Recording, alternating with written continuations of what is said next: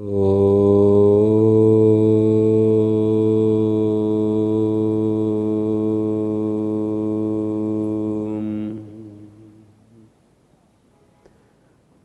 संध्या 44वीं कक्षा आप सबका स्वागत है। ब्रह्म यज्ञ नाम से जो हम संध्या करते हैं, ब्रह्म का ध्यान, ब्रह्म के लिए यजन, ब्रह्म के लिए समर्पण, ब्रह्म का विचार, जैसे ब्रह्म है वैसे अपने जीवन को हम बनाना चाहते हैं। तो ये जो उपस्थान प्रकरण चल रहा है उसका ये मंत्र है गायत्री मंत्र। ओम भूर्भुवस्सुः तत्सवितुर्वरेण्यं भर्गो देवस्य धीमहि धियो यो न प्रचोदयात्। ये मंत्र यजुर्वेद में, ऋग्वेद में, सामवेद में, तीनों वेदों में उपलब्ध होता है। विश्वामित्र इसका ऋषि है, सविता देवता है। मंत्र के ऋषि और जो देवता होते हैं उसको हम ऐसे समझ सकते हैं कि यस्य वाक्यम स ऋषि या तेन उच्यते सा देवता। मंत्र के द्वारा जिसका कथन किया जाता है वो देवता होता है, और वो जिसका वाक्य होता है वो ऋषि होता है, दृष्टा। मंत्र का जो दृष्टा है वो ऋषि, मंत्र का जिसने दर्शन किया वो ऋषि होता है। ऋषिर दर्शनात् स्तोमान ददर्श इत्योपमन्यवः, ऐसे कहते हैं। ऋषि जो है वो दर्शन के कारण से ऋषि। स एनान तपस्यमानान स्वयंभू ब्रह्म अभ्यानर्षत्। निरुक्त में एक जगह वाक्य आता है कि ये जो वेद है, ये एनान तपस्यमानान, ये ऋषि जब तपश्चर्या कर रहे थे, स्वयंभू जो ब्रह्म है, साक्षात स्वयंभू जो स्वयं सत, स्वयंभू स्वयं सत होता है, वो ब्रह्म, वो ज्ञान इनको प्राप्त हुआ। तद ऋषीणाम ऋषित्वम ते ऋषया भवन। जब ऐसी स्थिति होती है, ज्ञान हमको आलोकित कर देता है स्पष्ट। जैसे हम बाह्य भौतिक पदार्थों को देखते हैं इन आँखों से, वैसे ही हमें अंदर की चीज़ें ऐसे दिखाई देने लगती हैं। ब्रह्म शब्द का प्रयोग होता है जिस सत्ता के लिए, वो सत्ता ऐसे साक्षात हमको अनुभव में आती है, साक्षात उसका हमें अनुभव मिलता है, जैसे इन आँखों से हम बाह्य पदार्थों को देखते हैं। कोई कोई होता है ऐसे लोग, इनकी संख्या ज़्यादा नहीं होती है, ऐसे लोगों की संख्या। उसके बारे में हम विचार करने वाले बहुत हैं, ब्रह्म के बारे में चिंतन मनन करने वाले, उसके बारे में सोचने वाले बहुत हैं, पर उसको देखने वाले बहुत थोड़े हैं, उसको साक्षात अनुभव करने वाले बहुत थोड़े हैं। तो ये मंत्र जो है सविता देवता वाला मंत्र है। सविता इसका देवता है। सविता उस शक्ति को कहते हैं जो देवों की प्रसविता शक्ति है। सविता वही देवानाम प्रसविता। जो दिव्य गुणयुक्त हैं उसको देव कहते हैं, देव ज्ञानवान को कहते हैं, देव सूर्यादि पिंडों को भी देव कहते हैं। अग्नि एक देवता है, वायु एक देवता है, जल एक देवता है, पृथ्वी एक देवता है, पर्जन्य एक देवता है, वृक्ष औषधि वनस्पतियां देवता के रूप में हैं। बहुत सारी चीजें देवता हैं जिनसे हमारा जीवन चलता है, वो सब देवता के रूप में। हमारे शरीर के अंदर एक एक जो हिस्सा है, जैसे हृदय एक देवता के रूप में काम कर रहा है, किडनी एक देवता के रूप में, मस्तिष्क एक देवता बना हुआ है, और लीवर, पैंक्रियाज, इंटेस्टाइन, पाचन प्रणाली, स्टोमक, स्प्लीन और लंग्स, हार्ट, और ज़्यादा हम और डीप जाएंगे तो एक एक जो एक एक जो सेल है वो देवता है। हमारे शरीर का एक एक जो सेल है वो देवता है। एक अवयवी होता है, उस अवयवी में बहुत सारे घटक बन करके एक अवयवी बनता है, बहुत सारे अवयवों का समुदाय अवयवी बनता है। जैसे लीवर के लिए, लीवर नाम का एक हमारे शरीर में एक हिस्सा है, पार्ट है, बहुत सारे अवयवों, बहुत सारे घटक उसमें मिल करके वो यंत्र बना। वो इतना बड़ा उसका फंक्शन है, इतनी बड़ी एक फैक्ट्री जैसे काम करता है वो, तो वो एक देवता के रूप में काम कर रहा है। किडनी एक देवता के रूप में। ये सब देवताओं की सृजन करने वाला, देवताओं की रचना करने वाला, देवों को पैदा करने वाला, उसको सविता कहते हैं। प्राचीन भाषा में एक नाम दिया सविता, जो इन देवताओं को जन्म देता है। देवताओं को इस रूप में जैसे कि वो काम कर रहे हैं, उस रूप में जिस शक्ति से ये देवता सृष्ट होते हैं उसको सविता कहते हैं। तो सविता यहाँ देवता है। जो प्रेरणा देने वाली शक्ति है हमारे आत्मा में बैठी हुई, उसको भी सविता कहते हैं। तो दो अर्थ हो गए सविता के, एक तो प्रेरणा देने वाली शक्ति और एक पैदा करने वाली शक्ति। जिसने पैदा किया है वो भी सविता, और जो प्रेरणा दे रही है वो भी सविता। ये सविता के दो अर्थ हो गए। और ऋषि है विश्वामित्र। विश्वामित्र का अर्थ होता है जिसके सब मित्र होते हैं, सब के सब मित्र हैं जिसके। विश्व का अर्थ सब होता है, सबके सब मित्र हैं जिसके, अर्थात जो एक प्रकार से अजात शत्रु जैसी स्थिति में पहुंचा हुआ है। कोई शत्रु ही नहीं है जिसका अहिंसा धर्म इतना सुप्रतिष्ठ हो गया है कि वो सबको प्रेम भरी नजर से देखता है। ऐसी जिसकी साधना है उसको विश्वामित्र कहते हैं। विश्वमित्र और विश्वामित्र दो शब्द होते हैं। तो व्याकरण के अनुसार बहुब्री समास होता है। मित्रे चर्षव, यहाँ पर सूत्र कुछ कार्य करता है। विश्वामित्र दीर्घ हो जाता है, विश्व को विश्वा बन जाता है, विश्वामित्र। यदि वो ऋषि होता है तब तो विश्वामित्र बोलते हैं, और ऋषि नहीं होता है तो विश्वमित्र बोलते हैं। संस्कृत में विश्वामित्र नहीं बोलते, विश्वमित्र बोलते हैं। तो विश्वामित्र ऋषि का ये दर्शन है सविता देव से।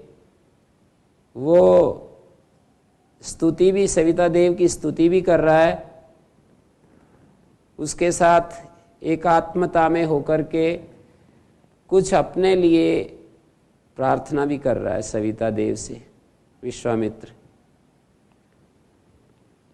विश्वामित्र अपने को बहुवचन में बोल रहा है, सबको सारी समष्टि को के साथ एक होकर के सबकी तरफ से प्रार्थना कर रहा है कि तत्सवितुर्वरेण्यम भर्गो देवस्य धीमहि। धीमहि शब्द जो बोला बहुवचन में, सबकी तरफ से उन्होंने ये मंत्र कहा। देखा, देखना शब्द, मंत्रों के साथ देखना ये शब्द जुड़ा हुआ है। तो ओम भूर्भुवस्व ओम इत्येतद् अक्षरमिदं सर्वं तस्य उपव्याख्यानम। ये ओम ये अक्षर है, माने एक शब्द होता है, एक उस शब्द के द्वारा कहा जाने वाला अभिधेय होता है। तो ओम तो अक्षर हो गया, मानी ओम तो एक शब्द हो गया, और शब्द किसी का प्रतिपादन करता है, संकेत करता है, किसी के लिए इंडिकेशन बनता है। और इंडिकेशन और इंडिकेटेड दो चीज़ें हो जाएंगी। तो ये ओम जिसको इंडिकेट कर रहा है, ये सब कुछ इदम सर्वम, ये इंडिकेटेड है। ओम तो इंडिकेशन है और इंडिकेटेड है इदम सर्वम। ये ओम, सब कुछ ओम ही है। माने एक सामान्य संज्ञा होती है, एक विशेष संज्ञा होती है। तो विशेष संज्ञाएं तो अलग अलग हैं, पृथ्वी, जल, अग्नि, वायु, आकाश, ये अलग अलग विशेष विशेष संज्ञाएं, बादल, सूर्य, ये विशेष विशेष संज्ञाएं, पृथ्वी का एक घेरा है, हमारा ये शरीर है, अलग अलग कितनी सारी योनियां हैं, वृक्ष, औषधि, वनस्पति हैं। वृक्ष एक सामान्य संज्ञा है और वृक्ष में कितनी प्रजातियां हैं, ये सब उसकी विशेष संज्ञाएं कही जाएंगी।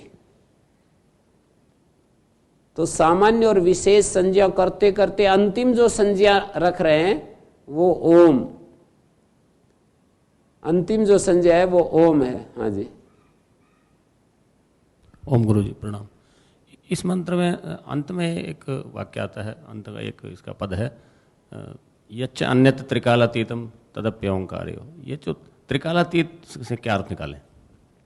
कालगत तो ये सारी सृष्टि है और सृष्टि से परे जिसको हम कहते हैं निर्गुण रूप, उसका वो भी ओंकार ही है।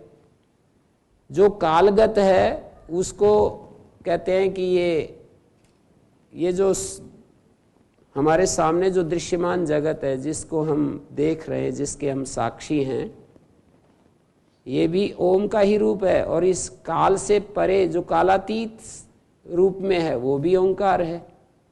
इतना ही नहीं है जितना इसका सृष्टि में फैलाव है, प्रसार है, इससे अतिरिक्त भी जो उसका चैतन्य स्वरूप है वो भी ओंकार है।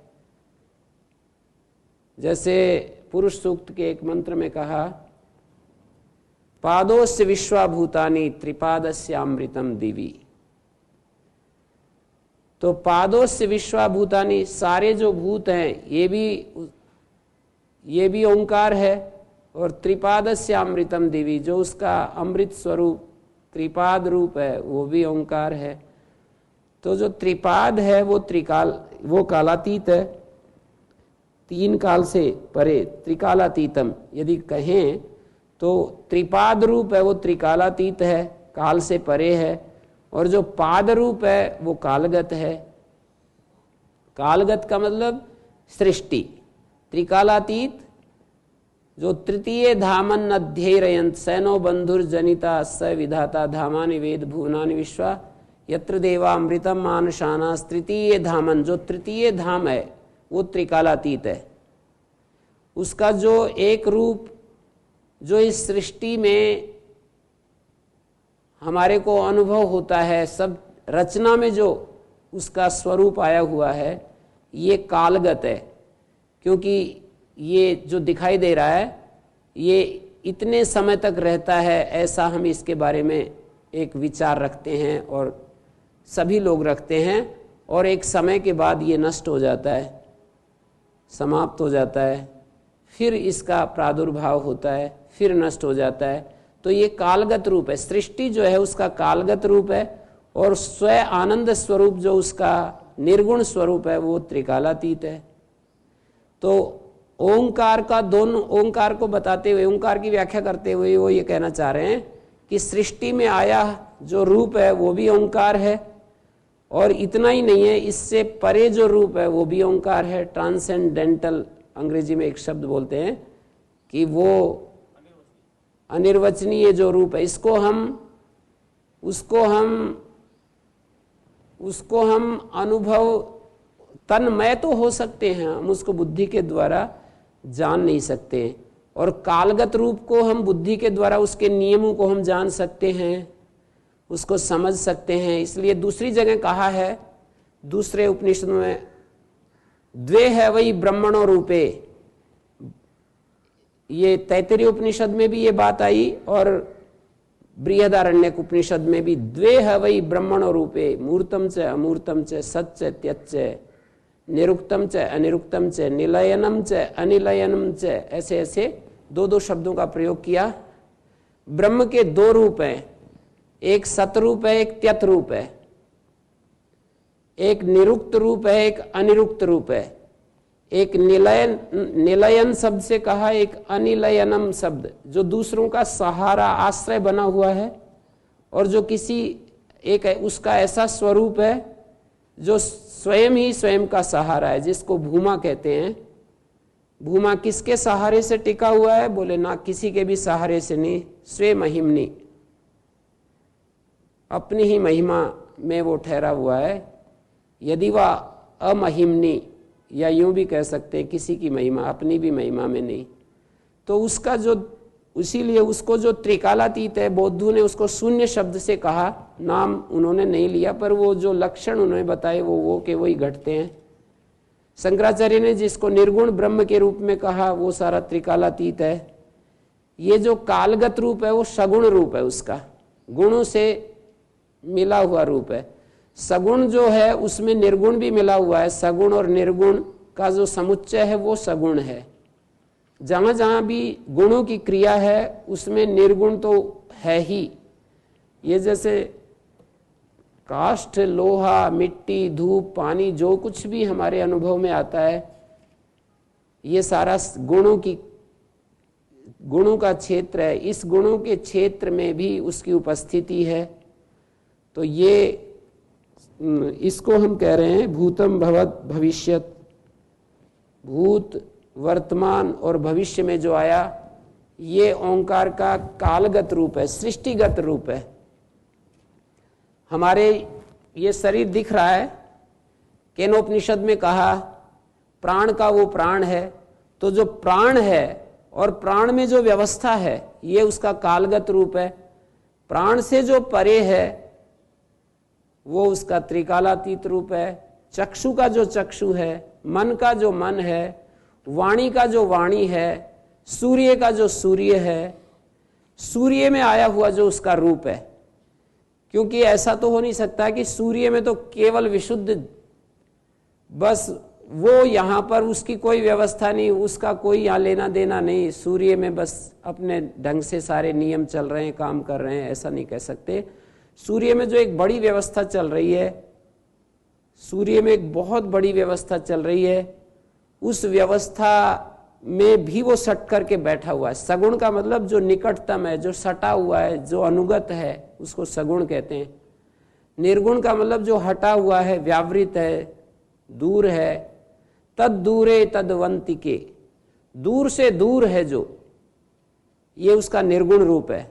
तदुअंतिके, जो निकटतम रूप है वो कालगत रूप है। तद दूरे, वो तदे जति तन्नई जति, तदे जति ये उसका कालगत रूप है। तन्ने जति ये उसका कालातीत रूप है। तद दूरे तदवंतिके, वो उसका जो दूर रूप है वो कालातीत है। जो हमारे निकट है, जैसे कि हम देखते हैं बुद्धि से उसको देखते हैं, तो ये जो निकट है वो अंतिके है। तदंतरस्य सर्वस्य तदु सर्वस्यास्य बाह्यतः, वो इसके भीतर भी है, वो इसके बाहर भी है, ये सारा उसका कालगत रूप है। तो ऐसे आप देखेंगे ईशावास्यम इदम सर्वम, इदम सर्वम के साथ जितना भी उसका फैलाव है सारा कालगत रूप है। इदम सर्वम के साथ जो भी उसका फैलाव है कालगत रूप है। वेनस तत्पश्यन निहितम गुहासद यत्र विश्वम भवत्येक नीडम, ज्ञानी पुरुष उसको देखते हैं अपनी हृदय गुहा में। देखने का मतलब उसके अनुभव करते हैं उसको अपनी हृदय गुहा में। अपनी हृदय गुहा में जो उसका अनुभव करते हैं वो उसका निर्गुण रूप है। अपनी बुद्धि के द्वारा जो जिसको हम समझ सकते हैं उसकी नियम व्यवस्था आदि को उसका कालगत रूप है। तो ये जो ओम है, प्रणव, ये और प्रणव के द्वारा संकेत्यमान जो चीज है, ये दो, प्रणव तो संकेत हो गया, और इस संकेत के द्वारा जिसको हम संकेतित कर रहे हैं वो ब्रह्म है। और वो ब्रह्म के दो रूप हो गए, मूर्त अमूर्त, सत और त्यत। इसमें हमने तो बहुत लंबा एक लेख लिखा है पुस्तक में, साधक पाथे पुस्तक में, बहुत सबसे बड़ा लंबा लेख वही है, ब्रह्म के दो रूप, सगुण और निर्गुण।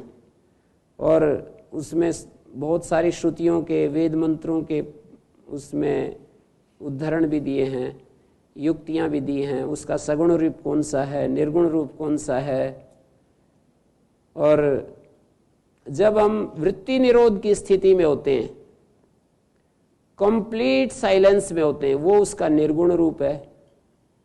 जब हम बुद्धि से कार्य कर रहे होते हैं, बुद्धि से युक्त अवस्था में जब हम उसको देखते हैं तो वो उसका सगुण रूप है। कण कण में भगवान, जब हम कहते हैं कि कण कण में वो मौजूद है, तो उसका कालगत रूप है। जब हम उसको केवल समाधि में ध्यान, अध्यात्म योगाधिगमेन गम्य, अध्यात्म योग से जिसको हम प्राप्त करते हैं, वो उसका निर्गुण रूप है, त्रिकालातीत रूप है। हाँ जी, निर्गुण रूप तो प्राप्त नहीं हो सकेगा जी, उसको जान नहीं सकते हैं। हम उस निर्गुण में अवस्थित हो सकते हैं। जैसे ही हम अपने मन को छोड़ देते हैं, जैसे ही हम वृत्ति निरोध की स्थिति में होते हैं, परे चले जाते हैं, हमारा मन की जो 5 अवस्थाएं हैं, क्षिप्त, मूढ़, विक्षिप्त, एकाग्र और निरुद्ध, तो जैसे ही हम निरुद्ध अवस्था में एंटर करते हैं, निर्गुण में ही हो जाते हैं हम। तदा द्रष्टु स्वरूप अवस्थानम, जो वृत्ति सारूप्य रूप है वो उसका सगुण रूप है। वृत्ति से जो अतीत रूप है, स्वरूप, प्रतिष्ठा, वाचिति शक्ति, वो उसका निर्गुण रूप है। जैसे ही हम वृत्ति निरोध की स्थिति में जाते हैं, वो कालातीत रूप है।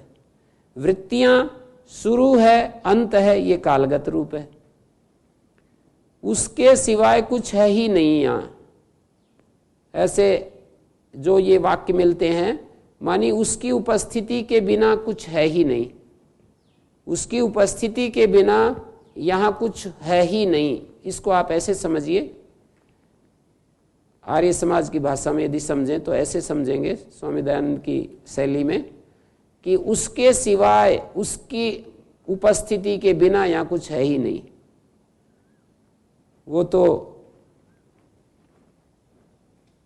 प्रकाशक है, व्यवस्था है, नियम है, तो उन नियमों के मूल में चैतन्य चाहिए, चैतन्य धारा चाहिए। जो भी ज्ञानगत व्यवस्था है, ज्ञान की जो भी व्यवस्था है, उसके लिए भी चैतन्य चाहिए। तो वो जो है चिन्मय स्वरूप, जब वो प्रकृति के साथ संयुक्त होता है और प्रकृति में जो व्यवस्था प्रकट होती है, वो उस प्रभु का, उस भगवान का, ब्रह्म का सगुण रूप प्रकट होता है, कालगत रूप प्रकट होता है। और जब इससे अलग करके देखते हैं, उससे अलग करके देखना बुद्धि से तो केवल विचारना होता है, लेकिन समाधि अवस्था में हम 2-4 क्षणों के लिए, 10-20 क्षणों के लिए तो हम जा सकते हैं, उसको अपने भीतर जाकर के तद्रूप हो सकते हैं। अर्थात वहां द्वैत खत्म हो जाता है, दृष्टा और दृश्य का भेद समाप्त हो जाता है। उसी को वहां मांडुक्य श्रुति में चतुर्थ अवस्था के द्वारा कहा गया है, अचिंत्यम और एकात्म प्रत्ययसारम, अदृष्टम, अव्यवहार्यम, शांतम, शिवम, अद्वैतम, प्रपंचोपशमम, एकात्म प्रत्ययसारम। हमारे अंदर जो एक मैं बोध उत्पन्न होता है, उसका भी जो मूल है एकात्म प्रत्ययसारम। एक जो आत्म प्रत्यय है, मैं बोध है, उसका जो सार है, उसका जो आधार है, सार का मतलब यहाँ पर उसका भी जो आधार है, हमारे अंदर जो विचार चलते हैं। और योग दर्शन के चौथे पाद में एक श्लोक दिया है, एक सूत्र के ऊपर, कि वो ब्रह्म कहाँ रहता है, ऐसा जिज्ञासा में उत्तर दिया कि ना वो किसी पहाड़ की गुहा में है, ना कोई पर्वत की गहराई में, ना ऐसे निषेध करते। वो गुहा जिसमें वो रहता है, बुद्धि अविशिष्टाम कवयो वेदयन्ते, जो उस चैतन्य से विशिष्ट हमारी जो बुद्धि वृत्ति है, जो हमारी बुद्धि, हमारे भीतर जो बुद्धि है, ये बुद्धि रूपी गुहा में मौजूद है। वो मानी बुद्धि तो उसका बाह्य आवरण है, और इसके अंदर जैसे ही हम घुसते हैं, बुद्धि रूपी गुहा के अंदर घुसते हैं, तो वो ब्रह्म का निर्गुण रूप हमें मिल जाता है। वो त्रिकालातीत है। तो जो भी प्रकृतिगत व्यवस्था है वो कालगत समझ लीजिए, और इससे परे जो उसका एक शांत स्वरूप है, जो समाधि में हमारे द्वारा अनुभवनीय है। मानी वहां अनुभविता और अनुभवनीय दो नहीं रहते हैं, कि मैं अनुभव करने वाला हूं और मैं इसका अब अनुभव कर रहा हूं, ऐसा नहीं होता है। जैसे नींद के समय हमारे को हम अननोइंगली हम जो है वृत्ति रहित अवस्था में चले जाते हैं, तो ऐसे ही जागृत अवस्था में यदि हम उस स्थिति में चले जाएं, वृत्ति से पार जो स्थिति है, तो वहां वो जो रूप आएगा वो त्रिकालातीत होगा। तो ये जो मांडुक्य श्रुति की जो पहला जो अनुच्छेद है, जिसमें ये कहा कि ओम इति एतद् अक्षरम इदं सर्वं तस्य व्याख्यानम भूतम भवत् भविष्यत् सर्वम ओंकाराय यच्च त्रिकालातीतम सर्वम ओंकाराय, यहाँ से शुरू सर्वम अयम आत्मा ब्रह्म सर्वम ही एतद् ब्रह्म, ऐसे जो शुरू की, फिर उसकी जो जागृत अवस्था दिखाई, स्वप्न अवस्था दिखाई, सुसुप्ति अवस्था दिखाई, ये अवस्थागत जितना भी रूप है ब्रह्म का, वो सारा भूतम भवत भविष्य की श्रेणी में आता है। और उसकी जो तुरीयावस्था दिखाई गई है वहां मांडुक्य श्रुति, सबसे छोटा उपनिषद तो यही है, मांडुक्य श्रुति में जो चतुर्थ अवस्था दिखाई है वो उसका त्रिकालातीत रूप है, काल से परे जो रूप है। तो यहां पर भूर्भुवस्व ये बात आई। हमारे शास्त्रों में भू भुवस्व को समझाते हुए ये कहा, भूरिति वही प्राणा या प्राणयति जीवयति चराचरम जगत, सारे जराचर जगत को जो प्राणित कर रहा है, अनुप्राणित कर रहा है, जीवन दे रहा है, स्वयं भू ईश्वर। स्वयं भू जो ईश्वर है उसको भू नाम से जान रहे हैं, ओम भू। और आगे कह रहे हैं भुवः, भुवः का अर्थ है भूरिति अपाना या सर्वम दुखम अपानयति, जो सारे दुख को हटा देता है। जब हम उसके शरण में जाते हैं तो सारे दुख हमारे हट जाते हैं। जैसे ही हम उसकी शरण में जाते हैं तो सबका अनुभव है, एतदालंबनम श्रेष्ठम एतदालंबनम परम एतदालंबनम ज्ञात्वा ब्रह्मलोके महीयते। इस आलंबन का सहारा पाते ही हम मुक्त हो जाते हैं। तो दुख विघातक, दुख विनाशक, उसका सहारा लेते हैं तो दुख विनाशक है वो, सहारा नहीं लेते हैं तो फिर हमको स्वतंत्र भी छोड़ रखा है कि दुख का और सुख का भोग करते रहो। जब हम उसका सहारा नहीं लेते और अपने हिसाब से चलते हैं तो दो चीज मिलती हैं, कभी सुख कभी दुख। इतने मात्र से कोई संतुष्ट है तो उनको कोई फर्क नहीं पड़ता। वो ऐसा अज्ञानी पिता नहीं है कि वो दुखी होता रहे कि ये मेरे पुत्र कहाँ जा रहे हैं, क्या कर रहे हैं, इनको क्यों नहीं समझ में आती, क्यों नहीं ये सोचते, क्यों नहीं ये विचार करते। ऐसे कुछ सोचते नहीं है वो हमारे बारे में, एक बार भी नहीं सोचते हैं। जब हम अपनी स्वतंत्रता का उपयोग लेते हुए और उल्टा सुल्टा कुछ ना कुछ करते रहते हैं तो वो ऐसा पिता है कि हमारे बारे में कुछ भी नहीं सोचते हैं। लेकिन जब हम उससे मदद लेना चाहते हैं तो ये भी एक बात है, मदद लेना चाहते हैं और वो देख लेते हैं, परीक्षा करते हैं कि ये बिल्कुल सच्चा है, ईमानदार है अपने उसमें, तो उसको आप यूं कहो कि वो मदद देता है। या कुछ ऐसा नियम बनाया हुआ है सृष्टि में कि जब हम किसी अभीप्सा में होते हैं, माने रात दिन अहोरात्र जब हम किसी विचार में होते हैं, चलते फिरते उठते बैठते उसी भाव में जीते हैं, उसी ध्यान में होते हैं, उसी चिंतन मनन में होते हैं, वही हमारी एक चाहत होती है। सोते सोते उसी के साथ सो जाते हैं, आँख खुलते ही वही चीज़ें फिर शुरू हो जाती हैं। जिस भाव के साथ सोए थे उठते ही फिर वही शुरू हो जाता है। दिन भर उसी में जीते हैं, रात दिन उसी में हम सोचते हैं। ऐसी जब हमारी स्थिति होती है तो समझ लीजिए कि कुछ ऐसे इस सृष्टि में नियम बने हुए हैं कि हमारा उद्धार हो जाता है। मानिए हम तृप्त हो जाते हैं, हम प्रकाश से परिपूर्ण रहते हैं और हम दुख मुक्त रहते हैं, आनंद में रहते हैं। कुछ ऐसी व्यवस्था बना रखी है, तो उसको जो दो तरह के दार्शनिक हैं, एक ये सबका दो तरह के दार्शनिक हैं इस व्यवस्था में। एक दार्शनिक कहेंगे कि ये कुछ ऐसी व्यवस्था बनी हुई है, इसमें भगवान का कुछ करना लेना देना नहीं, आप रात दिन जब उसी विचार में रहोगे तो ठीक है, वो ऐसी एक व्यवस्था है, उसमें आप ऐसा ही आपका स्वरूप है, उसमें दुख मुक्त हो जाते हैं। दूसरे दार्शनिक ये कहते हैं अब चीज तो एक ही है, उसको देखने वाले दो हैं।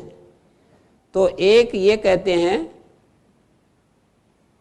कि ये सब उसकी कृपा से होता है, और जब हम ऐसा स्थिति में होते हैं तो हमारी सच्चाई की परीक्षा करके और हमारे को वो प्रसाद देता है और हम निर्भ्रांत हो जाते हैं, हमारे संशय टूट जाते हैं, हम अहंकार मुक्त हो जाते हैं, प्रेममय हो जाते हैं, घृणा समाप्त हो जाती है, संदेह समाप्त हो जाते हैं।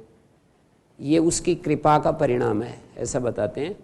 तो चलो इसमें कुछ जिसको जैसा पसंद आए, पर ये स्थिति आ जाती है, इसमें दोनों ही पक्ष समान हैं।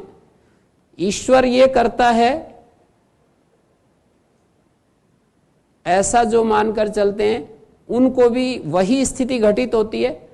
ईश्वर ऐसा नहीं करता है, ये हमारी ऐसी स्थिति हो जाती है, हम जो सोचते हैं, विचारते हैं, जो जीवन जीते हैं, हमारी एक ऐसी यदि सहज अवस्था होती है तो स्वाभाविक रूप से ये चीज़ें घटित हो जाती हैं। कोई करने वाला नहीं, अंदर स्वतः ही वो चीज़ें प्रकट हो जाती हैं, घटित हो जाती हैं। तो दो धाराएं हैं इस एक सत्य को देखने के लिए। क्योंकि हम ऋषियों के साथ संबद्ध हैं, श्रीमद् भगवद गीता उपनिषद, विशेष करके श्रीमद् भगवद गीता और वेद के साथ हम जुड़े हुए हैं, तो वेद और श्रीमद् भगवद गीता का अध्येता ज़्यादातर इस बात में ही झुकाव रहेगा कि ये सब परमात्मा की कृपा से हो पाता है, जो हम दुख मुक्त होते हैं।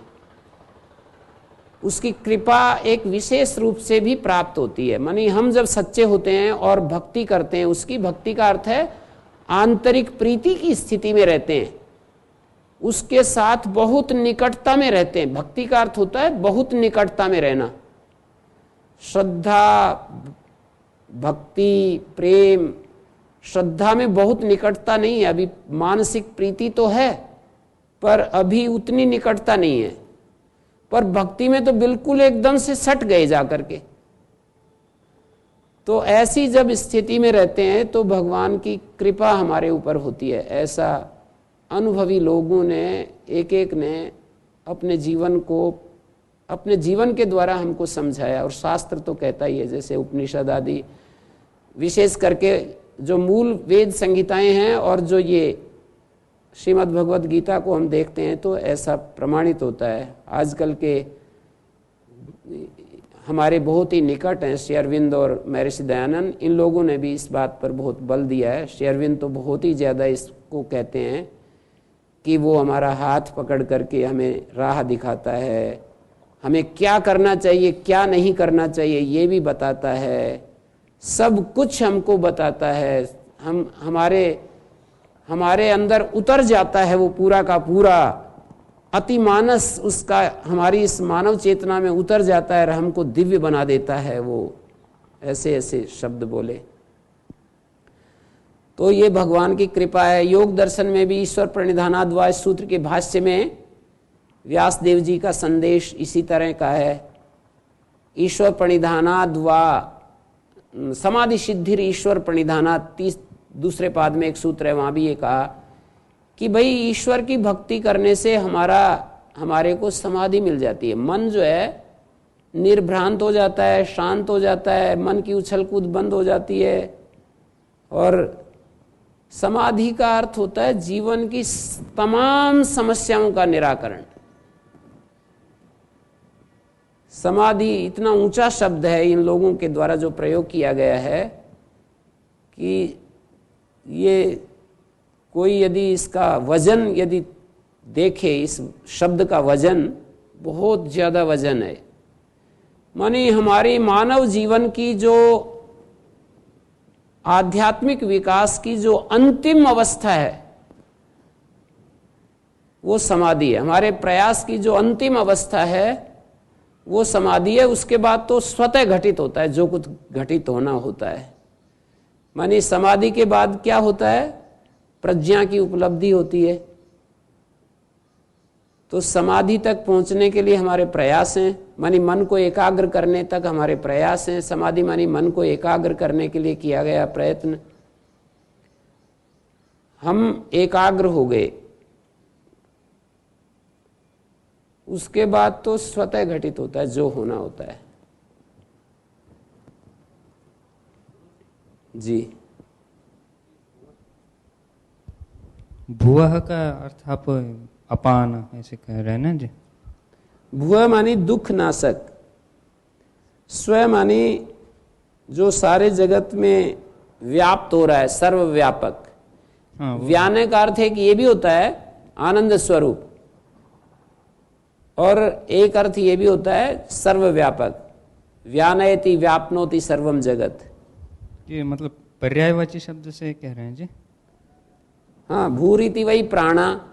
भू मानी प्राण, प्राण का मतलब है जो सारे जगत, सारा जो ये अस्तित्व है इसको अनुप्राणित कर रहा है, इसको इस रूप में, जिस रूप में हमारे सामने है उसको अनुप्राणित किए हुए है वो। भू मानी दुख नाशक। अपान, अपान का अर्थ है दुख का नाश करने वाला। हाँ, ये कैसे? दुख का नाश तो मैंने बतलाया ना कि जब हम ध्यान करते हैं, मोटा मोटा तो वैसे भी पता लगता है कि वो उसने इतना सुंदर अरेंजमेंट किया है, तो हमारे को यदि हम इस प्रकृति के साथ जिए तो हमारे को कोई दुख नहीं है किसी प्रकार का भी। हम अपनी इच्छा का अतिरिक्त प्रयोग करके दुख बुलाते हैं। जैसे हम भोजन करने लगे तो हम अधिक खा लिए तो दुख आ गया। ऐसे हम देखते हैं प्रकृति के सारी व्यवस्था नियम को, तो कुछ भी यहाँ पर दुख नहीं है यदि हम इस नियम और व्यवस्था में जीते हैं तो।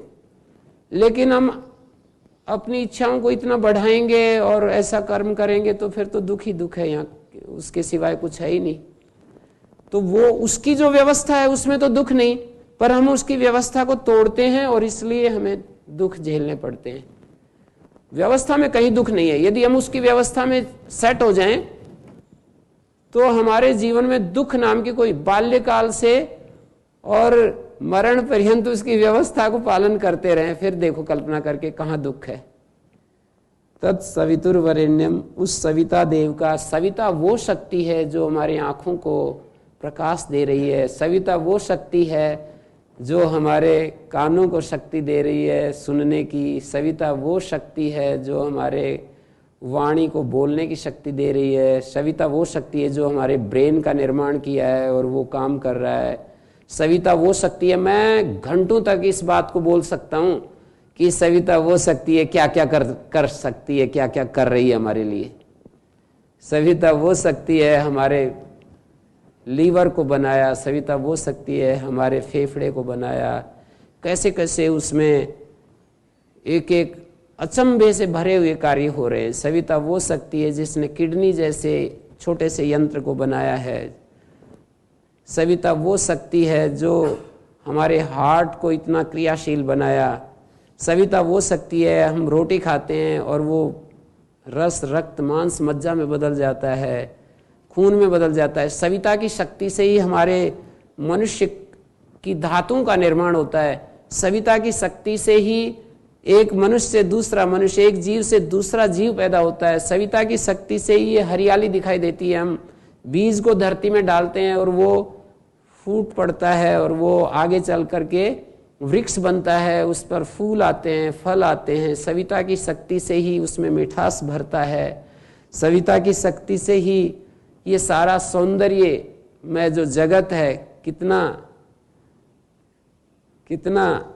आज मैं बच्चों से पूछ रहा, छोटे बच्चों, 5वीं के बच्चे जो अभी अभी आए हैं, भर्ती हुए हैं, तो मैंने कहा कि विश्वानि देव सवितर दुरिता, दुरित और भद्र को गिनाओ।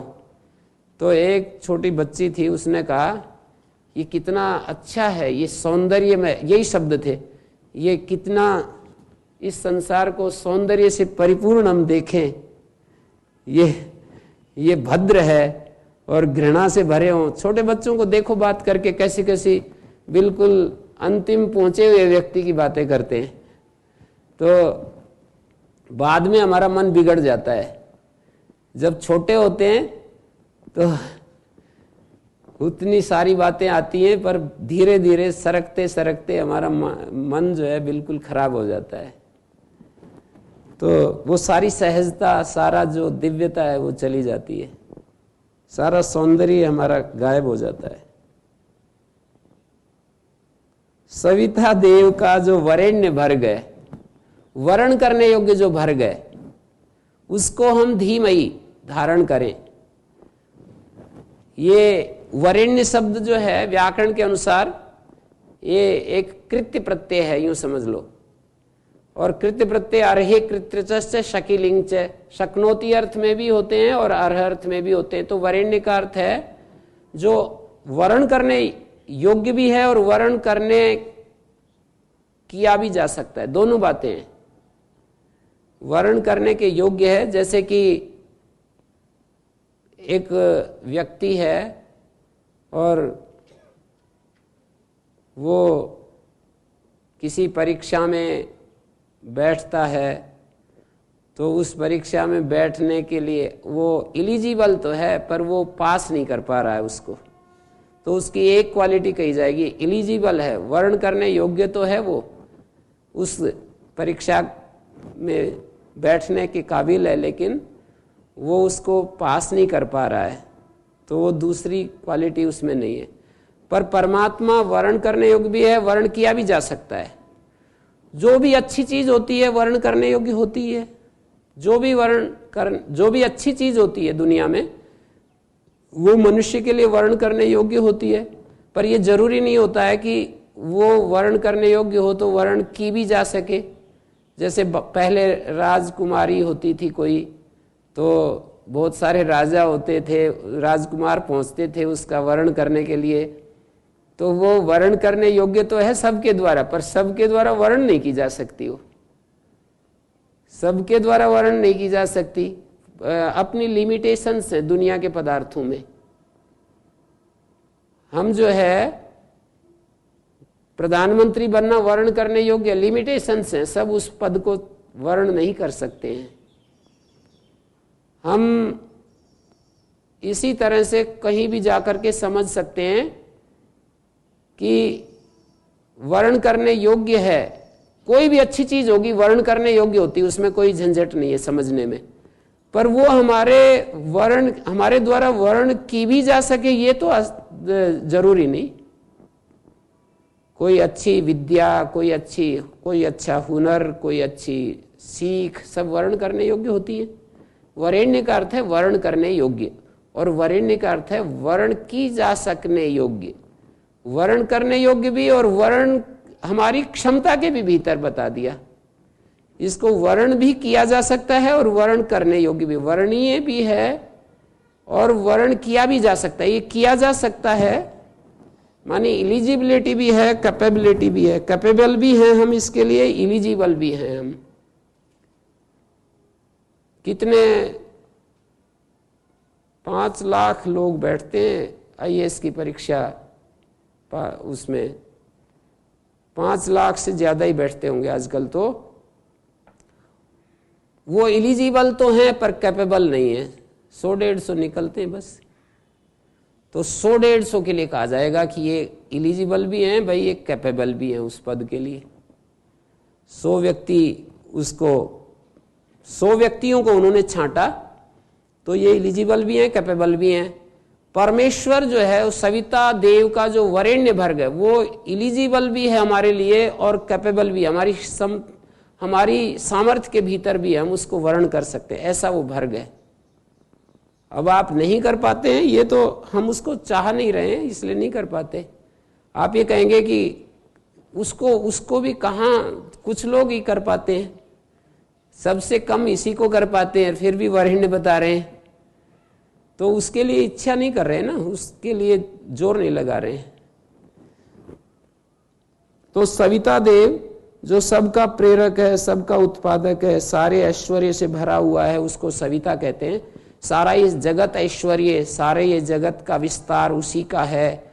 उस सविता देव का जो वरेण्य भर्ग है, उस देवादिदेव का जो ये तत् अवर्णनीय, जो वरेण्य सर्वश्रेष्ठ, जो शुद्ध स्वरूप है, सारे पाप तापों को भून डालने वाला ब्रिजी भर्जने जो भर्ग है, सारे पाप तापों को जला डालता है, सारे पाप ताप खत्म कर देता है, कर्म का नाश कर देता है।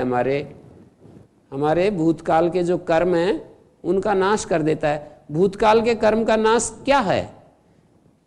एक आदमी ने मान लीजिए बहुत ही ज्यादा अभ्यस्त है किसी व्यसन में, और वो छोड़ दिया उसने, और ऐसा छोड़ गया कि उसको स्वप्न ही नहीं आता अब उसका, तो कर्म का नाश हो गया है।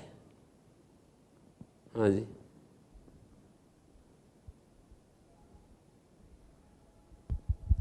गुरु जी एक तरफ तो ये कहते हैं कि अवश्य में भोक्तव्यम कृतम कर्म शुभाशुभम, और दूसरी तरफ उससे विपरीत बात कही जा रही है कि वो कर्मों का नाश कर देता है। तो ये दोनों बातें एक साथ कैसे संभव है? वो तो जब ज्ञान नहीं होगा तो भोगना ही पड़ेगा। ज्ञान हो गया तो वो भी एक कर्म किया है ना आपने, इतना घनघोर कर्म किया कि आपने जो है कर्म का ही नाश कर दिया। यदि आप उसके वो कर्म नहीं करते तो भोगना ही पड़ेगा, उसको कोई नहीं बचा सकता है। तो अवश्यम ये विरोधी बात नहीं है, तो ठीक है, हम जो कर्म करते हैं उससे हमें एक फल मिलता है, उसको भोगना ही पड़ता है। लेकिन ये जो एक और अतिरिक्त कर्म किया कि जिससे हमारे संस्कार ही समाप्त हो गए, पूरे संस्कार यदि दग्ध हो गए हैं तो फिर खत्म हो जाता है, खेल खत्म। कर्म फल भोगने के लिए वासनाएं चाहिए। ये सारा शास्त्र योग दर्शन इस बात को रिपीट कर रहा है, बार बार कह रहा है कि कर्म फल भोगने के लिए वासनाएं आधार में चाहिए। यदि आधार खत्म है तो फिर धरती नहीं है तो बीज कहां बोओगे? तो ये वासनाएं जो है धरती की तरह होती हैं, आप कहां से बोओगे? तो इसलिए जो है ये हमारा जो वासनाएं ईश्वर भक्ति के द्वारा और उससे उत्पन्न ज्ञान के द्वारा कर्म नाश हो जाता है। ईश्वर भक्ति के द्वारा ज्ञान पैदा होता है और उस ज्ञान से कर्म का नाश हो जाता है। संस्कार का नाश होना ही कर्म का नाश है। मोटा मोटा हम सबको अनुभव है, आप तो अच्छे खासे खूब अनुभवी आदमी हैं, तो आपको कभी स्वप्न में आती है कि मैं शराब पी लूं? तो फिर ये कर्म का नाश है कि नहीं है?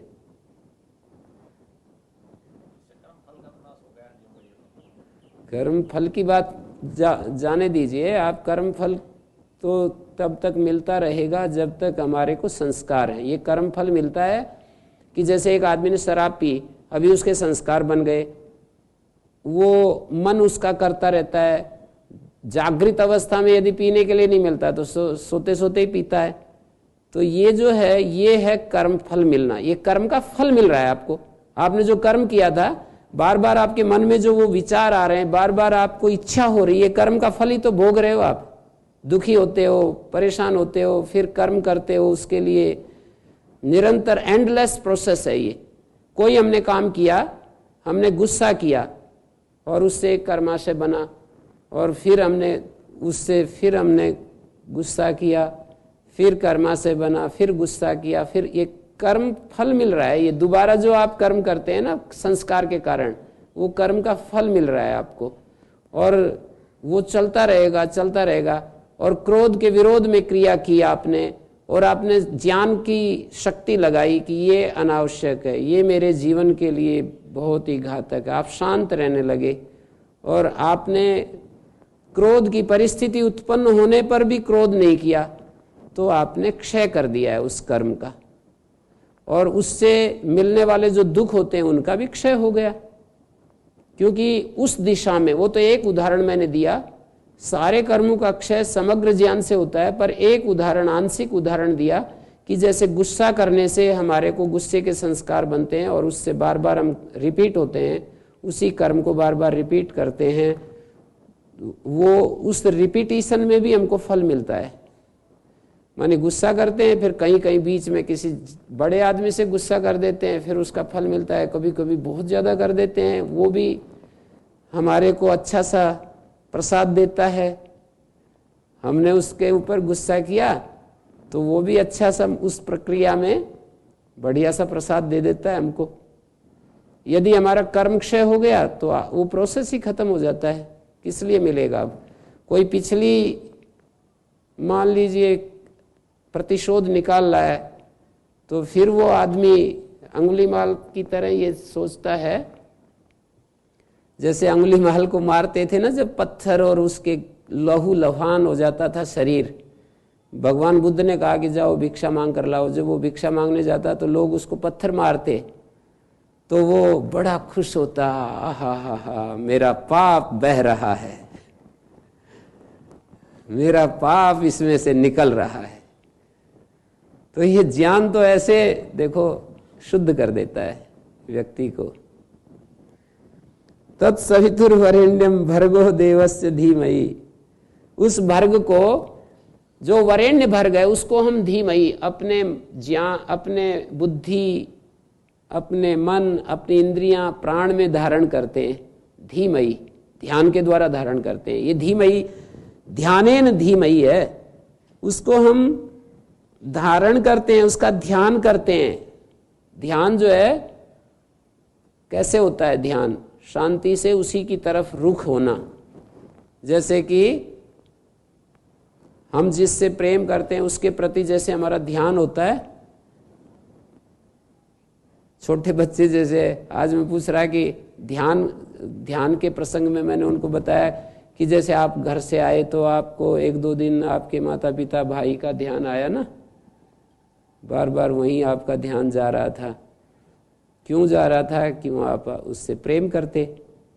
तो ऐसे ही अपनी आत्मा से हम प्रेम करते हैं, तो फिर हम भी इसी तरह से खुश रहते हैं अंदर। तो ये